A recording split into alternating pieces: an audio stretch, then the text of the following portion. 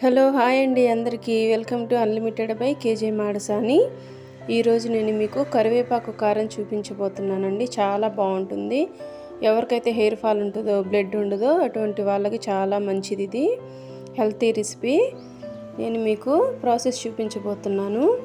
ముందుగా 2 కట్టలు కరివేపాకు కట్టలు తీసుకున్నానండి. మార్కెట్లో మనకి అవైలబుల్గా దొరుకుతాయి. సో నేను కరివేపాకుకి మిరపకాయలు, వెల్లుల్లి, ధనియాలు, జీలకర్ర, చింతపండు తీసుకున్నాను. కరివేపాకుని శుభ్రంగా కడిగి దూసి ఆకులాకులుగా చేసుకుని పెట్టుకున్నానండి. 1 వంతు మిరపకాయలకి 3 వంతుల కరివేపాకు తీసుకున్నట్లయితే మనకి చాలా బాగుంటుంది టేస్ట్.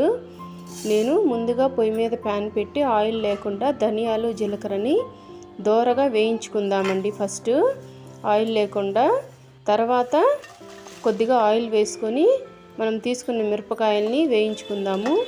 మిరపకాయల్ని మరీ మాడిపోకుండా బ్రౌన్ కలర్లో వచ్చే వరకు వేయించుకొని అదే నూనెలో మనము శుభ్రంగా కడిగి పెట్టుకున్న కరివేపాకును వేయించుకుందాము.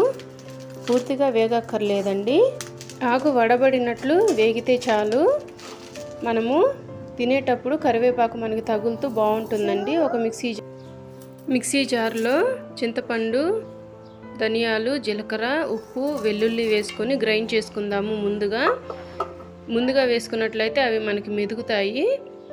తర్వాత ఇలా కచ్చాపచ్చాగా వేసుకున్న తర్వాత మనము ఎండుమిర్చి, వేపి పెట్టుకున్న కరివేపాకును వేసి మిక్సీ గ్రైండ్ చేసుకోవాలండి. అంతేనండి, సింపుల్గా. ఈ రెసిపీ మీరు ట్రై చేసి నాకు ఎలా వచ్చిందో కామెంట్ సెక్షన్లో కామెంట్ చేయండి. Thank you for watching.